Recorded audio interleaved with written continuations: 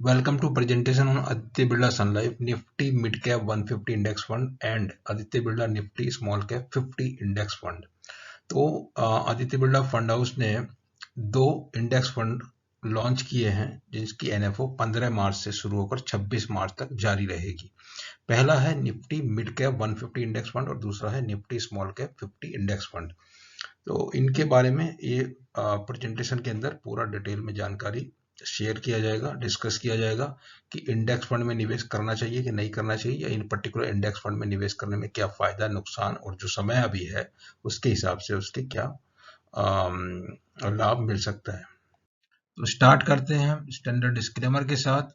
Fact, figure and opinion in the presentation video are based on information available in different agencies and public domain and published in good faith. Viewer in their own interest may like to cross-check and verify information from concerned source before making any financial commitment. Stock market investment are subject to market risk. Consult your financial advisor before committing any money. तो mid cap small cap index fund में निवेश क्यों करना चाहिए, ये इसके बारे में थोड़ा सा जानकारी यहाँ पे शेयर किया गया है कि अभी जो इकोनॉमिक रिकवरी हुई है पेंडेमिक के बाद में, उसमें पिछले 3 साल से हम देखते आ रहे हैं कि लार्ज कैप और कुछ गिने चुने ग्रोथ स्टॉक की चर्चा बहुत जोर शोर से होती रही। और उसमें क्या हुआ है कि मिड कैप और स्मॉल कैप काफ़ी सारे स्टॉक्स हैं जो वैल्यू बाई हैं और अभी भी अट्रैक्टिव प्राइस पे अवेलेबल हैं। तो उनमें स्टॉक सिलेक्शन की जो बायस रहती है फंड मैनेजर की, उसको अवॉइड करने के लिए अगर आप निफ्टी मिड कैप 150 में जो शामिल है 150 स्टॉक्स, या फिर निफ्टी स्मॉल कैप 50 इंडेक्स में जो शामिल 50 स्टॉक है, उनमें अगर आप निवेश करना चाहते हैं तो ये फंड आपके लिए उचित फंड है इंडेक्स फंड कैटेगरी में। तो इंडेक्स फंड में आप क्यों निवेश करना चाहेंगे कि इंडेक्स फंड में निवेश करने में आपको क्या फायदा मिलता है। जो इंडेक्स फंड ऐसे म्यूचुअल फंड हैं जो एक अंडरलाइंग इंडेक्स की परफॉर्मेंस को मिमिक करते हैं, उसी के हिसाब से उनका परफॉर्मेंस रहता है। थोड़ा ट्रैकिंग एरर के साथ में या तो मामूली सा उसमें कम ज़्यादा रहेगा, मगर मोटा मोटी जो है उसमें जो इंडेक्स फंड का जो रिटर्न है वही रिटर्न आपको मिलेगा। पॉजिटिव हो तो पॉजिटिव मिलेगा, नेगेटिव हो तो नेगेटिव मिलेगा, ऐसा नहीं कि नेगेटिव नहीं मिलेगा। तो उसमें एक मिड कैप कैटेगरी की इंडेक्स है और एक स्मॉल कैप कैटेगरी की इंडेक्स है जो अभी जिनमें अभी भी काफ़ी हद तक वैल्यू है और जिनमें मतलब गुंजाइश भी है। तो तीसरी बात जो इसमें बात है चर्चा है ये कि आदित्य बिरला सन लाइफ म्यूचुअल फंड को क्यों चुना जाए। काफ़ी 25 साल पुराना फंड हाउस है और आदित्य बिरला जो एक अच्छा नाम है, और उसके और सन लाइफ ग्रुप के बीच में जो है ज्वाइंट वेंचर है, इंटरनेशनल ब्रांड जो है। तो इसके लिए ये एक अच्छा कॉम्बिनेशन हो सकता है जो एक अच्छे फंड हाउस के लॉन्च किए गए दो अच्छे इंडेक्स फंड जो समय के हिसाब से बिल्कुल फिट बैठते हैं।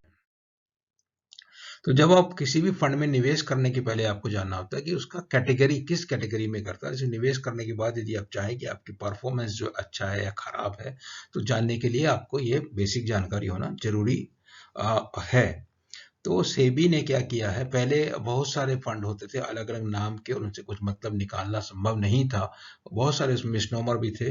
तो 6 अक्टूबर 2017 को सेबी ने जो है कैटेगराइजेशन के ऊपर डिटेल में सर्कुलर जारी किया, जिसके हिसाब से 5 कैटेगरी के में सभी म्यूचुअल फंड स्कीम को डिवाइड किया गया। वो 5 कैटेगरी होती थी: equity, debt, hybrid, solution and other scheme. इन के अंदर इक्विटी के अंदर 10 स्कीम अलग वैरायटी थी और उन 10 वैरायटी में एक वैरायटी होती मल्टी कैप।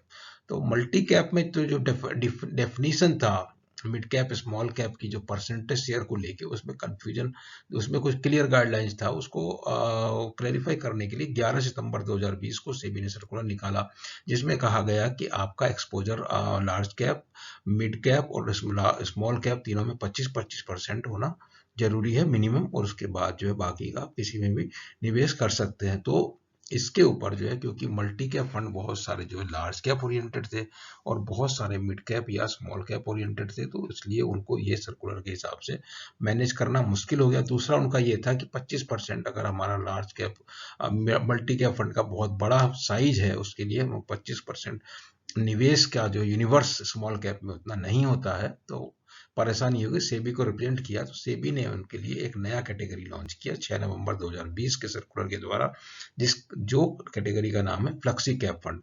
तो इस कैटेगरी के आने के बाद इनको ऑप्शन भी दिया गया था कि बहुत सारे मल्टी कैप फंड इसके बाद जो है फ्लेक्सी कैप फंड में कन्वर्ट हो गए, और अभी हो सकता है वो लोग कुछ दिनों बाद जिन फंड हाउस ने अपनी मल्टी कैप स्कीम को फ्लेक्सी कैप में कन्वर्ट किया है, वो हो सकता है बाद में एक और नया मल्टी कैप फंड स्कीम अपना जारी करें। तो ये इसका इंडेक्स फंड की अब जहां तक बात करते हैं, इंडेक्स फंड जो है अदर्स में आता है उसमें, और उसमें जो है minimum investment security of particular index, जो यहाँ पे निफ्टी मिड कैप 150 और निफ्टी स्मॉल कैप 50 है, उसमें 95% टोटल असेट उनमें निवेश करना इनके लिए कंपलसरी है, ये मैंडेट है इसकी बाई डेफिनेशन। और इस कैरेक्टरिस्टिक होती है, ओपन एंडेड होते हैं और रेप्लिकेटिंग ट्रैकिंग इंडेक्स। इसके अलावा जैसे ही हम निवेश करने की बात करते हैं तो हमको ये एक डिटेल में जानकारी जान लेना आवश्यक है, जिससे कि हम सही निर्णय और समय पे उसका रिव्यू वगैरह कर सकें। तो उसमें क्या है कि जो कैटेगरी हैं उनमें से इक्विटी कैटेगरी में जो 10 स्कीम होती थी, फ्लेक्सी कैप का अभी तक अलग से आया नहीं, अगले क्वार्टर में हो सकता है उसका भी डिटेल अलग से आएगा। तो उसमें जो 10 कैटेगरी की इक्विटी स्कीम में टोटल जो निवेश एज ऑन 31 दिसंबर 2020 को 9,06,766 करोड़। और इनमें जो है मल्टी कैप और लार्ज कैप में बहुत ज्यादा है, 167 171 है, और इसमें मिड कैप में 104 है, और टीलेस में। तो इनके मुकाबले यदि आप देखते हैं जो स्कीम है, काफी मतलब एक फंड के पास एक ही स्कीम हो सकती है एक्सेप्ट सेक्टोरल में, और इंडेक्स फंड में जो 37 फंड है उनमें टोटल 15,000 करोड़ है, बहुत कम है, तो ज्यादा लोग उसमें निवेश नहीं करते। ये पहला चीज आप जान लेना कि इसमें जिसमें ज्यादा निवेश नहीं करते लोग, तो उसमें आपको निवेश करना है या आपको बाकी लोगों के साथ में चलना है। तीसरी बात जो फंड हाउस की आती है, फंड हाउस जो बड़े बड़े हैं तो उनका एयूएम दिया जो 31 मार्च को 29,71,000 crore total market cap AUM है सारे फंड हाउस का। उनमें से एक नंबर पे एसबीआई म्यूचुअल फंड है, 2 नंबर पे एचडीएफसी, 3 नंबर पे आईसीआईसीआई और चौथे नंबर पर आदित्य बिरला सन लाइफ म्यूचुअल फंड 2,55,000 करोड़ के एयूएम के साथ में इनका पोजिशनिंग था। अभी जब मिड कैप इंडेक्स की बात करते हैं तो मार्केट कैप से क्या समझते हैं? मार्केट कैप जो है कंपनी का जो टोटल वैल्यूएशन होता है, उसमें जो current share price multiply with number of outstanding share, उससे मार्केट कैप की डेफिनेशन के हिसाब से ये हो गया।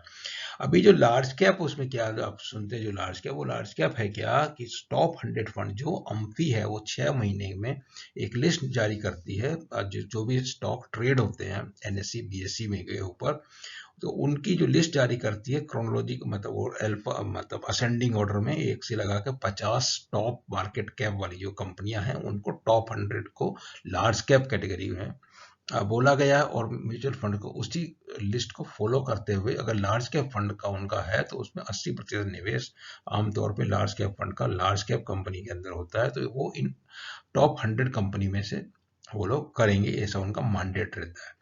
मिड कैप में वो मैंडेट जो 65% निवेश करने का है। मिड कैप स्टॉक जो है 101 से 250 सीरियल नंबर वाली जो कंपनी रैंकिंग में होती है उनके लिए जो भी मिड कैप फंड होंगे डाइवर्सिफाइड कैटेगरी के, उनको इन 101 से 250 नंबर वाली कंपनियों के में 65% निवेश करना होगा, और बाकी का 35% वो अपना हिसाब से जहां भी चाहे कर सकते हैं। स्मॉल कैप में भी वही लिमिट 65% का है, जो लेकिन कंपनियां जो 251 से बाद जो भी कंपनियां वो इसमें आती हैं। अभी मिड कैप और स्मॉल कैप की हम चर्चा इसलिए कर रहे हैं क्योंकि ये समय में इन्होंने फंड हाउस ने फंड भी लॉन्च किया है, और कुछ इसमें खास बात भी है। और खास बात ये है कि जो अभी पिछला पीक जो मार्केट का फॉल हुआ था मार्च 2020 में, और लॉकडाउन के शुरू होते थे इस मार्च को, तो उसके बाद से जो रिकवरी आया, तो निफ्टी में रिकवरी जिस समय में आया है वो दिया हुआ है एज ऑन 1 मार्च 2021 तक का पोजीशन। निफ्टी का रिकवरी है 94%, वेयर एज मिड कैप का रिकवरी 106% है, और स्मॉल कैप का रिकवरी है 151%। स्मॉल कैप 50 इंडेक्स जो ये फंड की बात हो रही है, तो इसका रिकवरी बहुत ज्यादा हुआ, इसमें बहुत तेज रफ्तार से जो ग्रोथ देखने को नजर आया। अब इसमें जो है 21 में क्या होने वाला है, ऐसा जो एनालिस्ट का मानना है कि अभी पहले तो 2020 में वायरस की चर्चा हो रही थी, जबकि 21 में वैक्सीन की चर्चा हो रही है, और 2020 में लॉकडाउन की चर्चा थी, अभी रीओपनिंग की चर्चा हो रही है, उसमें रिसीजन की चर्चा थी, और अभी रिकवरी की चर्चा हो रही है।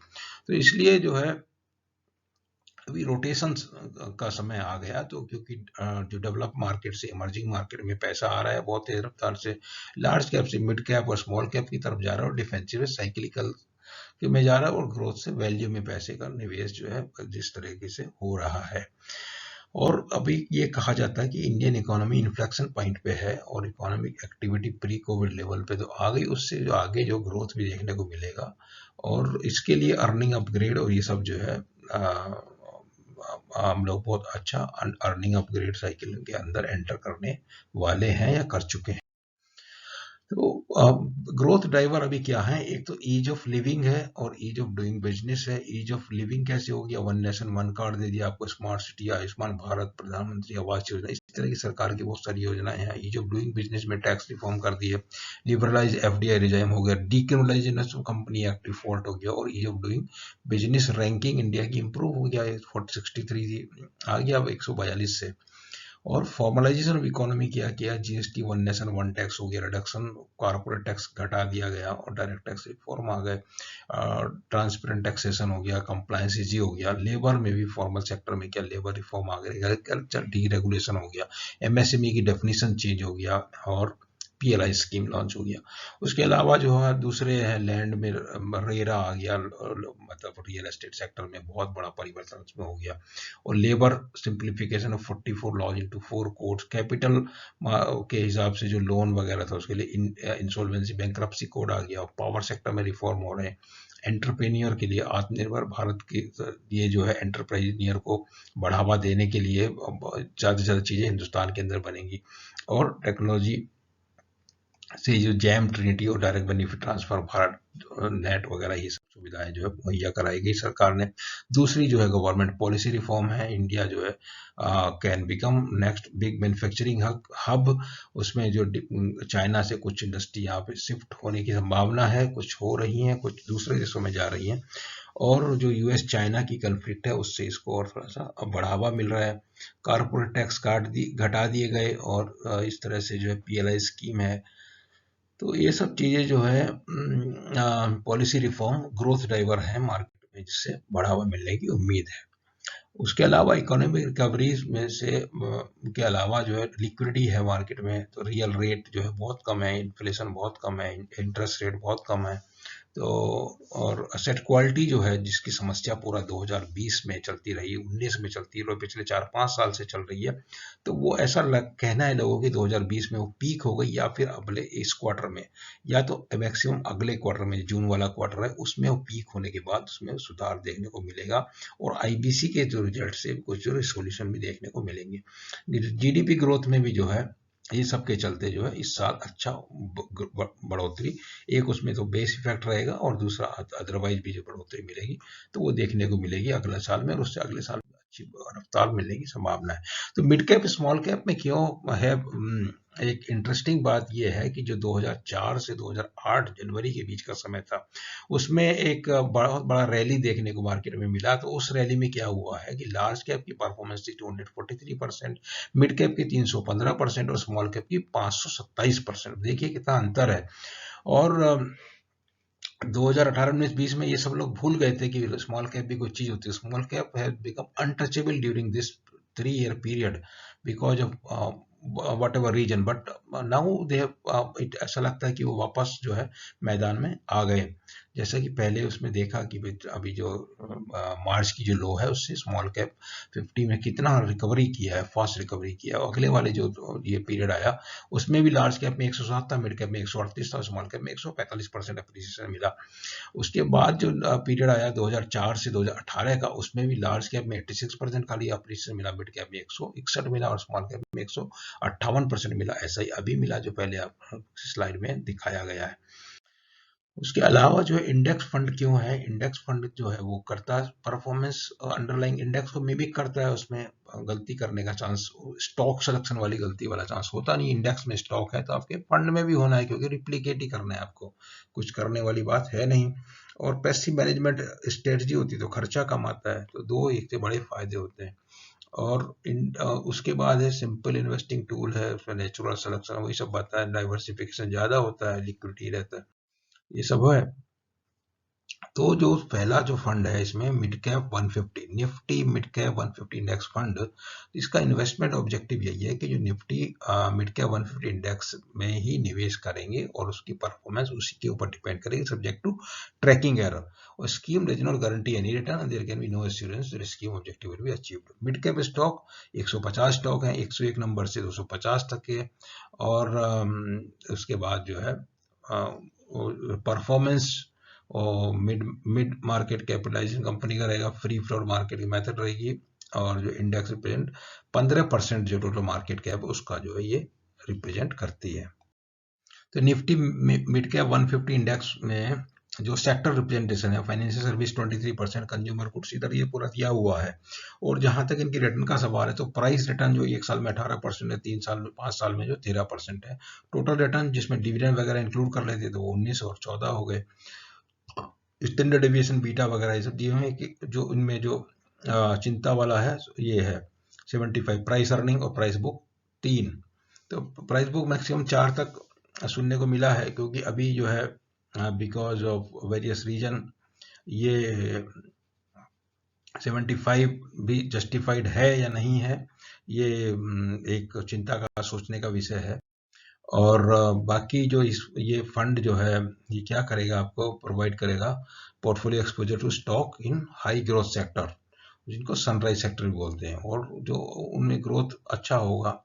और mid cap index fund provide exposure to such high growth business, investor will have access to 150 mid cap stocks with low minimum investment. 5000 से भी आपको 150 स्टॉक में निवेश का फायदा मिल सकता है। Provide opportunity to invest in mid cap that have potential to become large cap of tomorrow. तो वो तो मिड कैप में कैसे भी रहेगा, आप मिड कैप में इंडेक्स में करिए या इधर डाइवर्सिफाइड में करिए। तो ये हो गया Nifty mid cap 150 index fund. और इसका बाकी जो है किसको निवेश इसमें करना चाहिए, investor who are looking to invest in high risk high potential capital growth of mid cap segment. थोड़ा रिस्क ज्यादा होता है मिड कैप में, मतलब वोलेटिलिटी ज्यादा होता है, और मिनिमम आपका जो है 5 साल का होराइजन होना चाहिए, तभी आपको इसमें निवेश करना चाहिए। और investor who want to invest in company with higher domestic focus to gain from policy bias towards make in India. अभी यहाँ पे कुछ कुछ लोगों का जो रुझान है कि वो अमेरिकन मार्केट में निवेश करना चाहते हैं, फॉरेन मार्केट में, तो उनके लिए नहीं है इंडेक्स फंड जो है, जो लोगों का है कि देश में निवेश करना है उनके लिए है। और investor who do not associate with risk inherent with stock picking, जो फंड मैनेजर की एबिलिटी होती है स्टॉक पिकिंग, जिसके बेसिस पे वो अल्फा क्रिएट करता है, अगर आपको उसमें विश्वास नहीं तो आप इंडेक्स फंड में निवेश कीजिए, आपका उसमें खर्चा भी कम आएगा, और वो जो रिस्क जो है, जो अगर फंड मैनेजर गलती करेगा तो नुकसान होगा, अल्फा माइनस हो जाएगा, अंडर परफॉर्म करेगा बेंचमार्क को, तो वो चीज इसमें अलग हो जाएगी, उसकी चांस नहीं है। और अभी उसके बाद दूसरा जो फंड है वो है Nifty small cap 50 index fund. इसमें क्या है कि ऑब्जेक्टिव में वही है कि total return of security Nifty small cap 50 index subject to tracking error. Index fund है तो ट्रैकिंग एरर तो उसमें होगा ही, वो कंपलसरी है। और इस 50 कंपनी सेलेक्ट कहाँ से होंगी, top 100 company based on average daily turnover of top 100 companies selected based on full market cap of Nifty small cap 250। तो जो एक निफ्टी स्मॉल कैप 250 इंडेक्स है, उसके अंदर से टॉप 100 कंपनियों को चुना जाएगा based on average daily turnover, और उन 100 में से 50 कंपनी सेलेक्ट की जाएंगी, तो जो इसका पार्ट होती है स्मॉल कैप 50 इंडेक्स का। और परफॉर्मेंस और मार्केट कैप उसी हिसाब से है, फ्री फ्लोट, और ये करीब 2% टोटल मार्केट कैप को रिप्रेजेंट करेगी स्मॉल कैप इंडेक्स फंड, जो जिस तरह से रिप्रेजेंट करती है उस तरह से इंडेक्स फंड रिप्रेजेंट करेगा। यहाँ पे सेक्टर एलोकेशन में आईटी है 20% है, फार्मा 17% है, सर्विस मिड कैप पे अलग है, सेक्टर एलोकेशन इधर अलग है। जहां तक अभी रिटर्न का सवाल है तो 1 ईयर में रिटर्न 21% है, 5 साल में 6% है, क्योंकि 5 साल में इसका परफॉर्मेंस डाउन रहा। टोटल रिटर्न जो भी डिविडेंड वगैरह जोड़ने के बाद जो आता है, इसका प्राइस अर्निंग 37, उसका प्राइस अर्निंग बहुत ज्यादा है, जो मिड कैप का इसका कम है। प्राइस टू बुक उसमें 3 है, 3.32 है। तो प्राइस टू अर्निंग के बेसिस पे अगर देखें तो ये जो है थोड़ा एक अच्छा अल्टरनेटिव नजर आता है। और इसमें बाकी जो है आपको वही सिमिलर टाइप के आपको कारण है कि जो emerging and high growth business मिलेगा, जो है मॉडल है, उनमें अपनी कैटेगरी में नीश होता तो वो तेज रफ्तार से परफॉर्म करते हैं। और उसके अलावा जो है natural selection of top 50 company for large universe small cap stock एक फार्मूला है जिसके हिसाब से उनको लिक्विडिटी के हिसाब से और तो by picking just 50 from 250। Actually क्या है, दूसरा जो इंडेक्स फंड बाकी फंड हाउस ने लॉन्च किया है वो स्मॉल कैप 250 इंडेक्स फंड है। तो 250 में क्या है, आपको सारा जो कचरा कूड़ा सभी आपको मिल जाएगा। तो 250 में से जो 50 में है, 250 में से 50 सेलेक्ट किए हुए स्टॉक है। तो उस हिसाब से जो है ये एक नीश टाइप का प्रोडक्ट है और ये प्रोडक्ट किसी और फंड हाउस ने अभी तक लॉन्च किया नहीं है। ये आदित्य बिरला की यूनिक पेशकश आपके लिए है जिसका फायदा उठा सकते हैं, अपॉर्चुन टाइम भी है। और इसमें किसको निवेश करना चाहिए? Investor who are looking to invest in stock market, investor who have a long term horizon 5 year और may be more 7 year, novice investor who look to gain from collective wisdom of market and remove inherent risk of active stock selection। ये stock selection होता है fund manager का skill, या तो वो fund house में कुछ रिसर्च टीम है जो स्टॉक पिकिंग एबिलिटी होती है जिसके बेसिस पे फंड जो है अल्फा क्रिएट करके आपको देता है। अगर आप फंड मैनेजर की अल्फा क्रिएटिंग एबिलिटी में विश्वास नहीं रखते तो आपको इंडेक्स फंड में निवेश करना चाहिए। और ये एक बहुत अच्छा इंडेक्स फंड है ऐसा देखने में लगता है अगर आपका स्मॉल कैप में निवेश करने का इरादा है। तो अभी अभी जो है रिटर्न मैक्सिमाइज हो सकते हैं और इसमें जो फंड हाउस का खुद ही कहना है कि आपको 10 से 15% off your portfolio to each of these fund to take care of your long term capital appreciation objective. पूरा नहीं लगाना है, इनमें 10 से 15% फंड में दोनों में निवेश करना है। दोनों में भी जो है स्मॉल कैप में अपॉर्चुनिटी ज़्यादा है ऐसा लगता है। तो आपको मुख्य सोचना ये इस बात के ऊपर है कि आपको इंडेक्स फंड में करना है या एक्टिवली मैनेज फंड में निवेश करना। तो इंडेक्स फंड में अगर करेंगे तो at time index fund start gaining sound by popularity low cost, क्योंकि इंडेक्स फंड का कॉस्ट जो है जो आपका एक्सपेंसेस है फंड हाउस का टोटल एक्सपेंस रेशियो वो कम होता है जो एक्टिवली मैनेज फंड जो रहते हैं जो डाइवर्सिफाइड फंड है। और expense ratio of actively manage fund जो हायर रहता है वो तो है ही। और उसको कौन कौन से में निवेश करना अगर आप देख लीजिए, उसके लिए एक स्टडी का यहाँ पे हम पेश करते हैं। वो ये है कि 10 साल का, 5 साल का, 3 साल का जो average return, price volatility of last 3 year और number of mutual fund consider for analysis is 271। उसके बेसिस पे ये एनालिसिस किया गया जिसके हिसाब से पता लगता है लार्ज कैप के 64 थे, मिड कैप के 57, स्मॉल कैप के 23, मल्टी कैप के 73 और वैल्यू फंड कैटेगरी के 28 और इंडेक्स फंड कैटेगरी के 26 फंड को 10 साल के रिटर्न, 5 साल के, 3 साल के रिटर्न वोलेटिलिटी के हिसाब से यहाँ पे लिस्टिंग किया गया है। तो उसमें आप देखेंगे अगर आप 3 साल में देख रहे हैं तो 3 साल में आपका इंडेक्स फंड का रिटर्न ज़्यादा है और जो है बाकी वैल्यू का छोड़ दीजिए तो multi cap, small cap, large cap, mid cap सबका कम है। लेकिन अगर आप 5 साल में आते हैं तो 5 साल में इंडेक्स फंड का रिटर्न 12% है और यहाँ पे वैल्यू का भी ज़्यादा है, मल्टी कैप का भी ज़्यादा है, स्मॉल कैप का भी ज़्यादा है, मिड कैप का भी ज़्यादा है और आपका लार्ज कैप का भी 10 में तो ज़्यादा है ही। तो इसी के लिए बोला जाता है कि अगर आपको 5 साल से कम के लिए निवेश करना है तो और आपको इक्विटी में निवेश करने का शौक है बहुत ज़्यादा कि आप दूसरी जगह नहीं करना चाहते तो आपको उसमें प्रीफरेंस करना चाहिए इंडेक्स फंड में।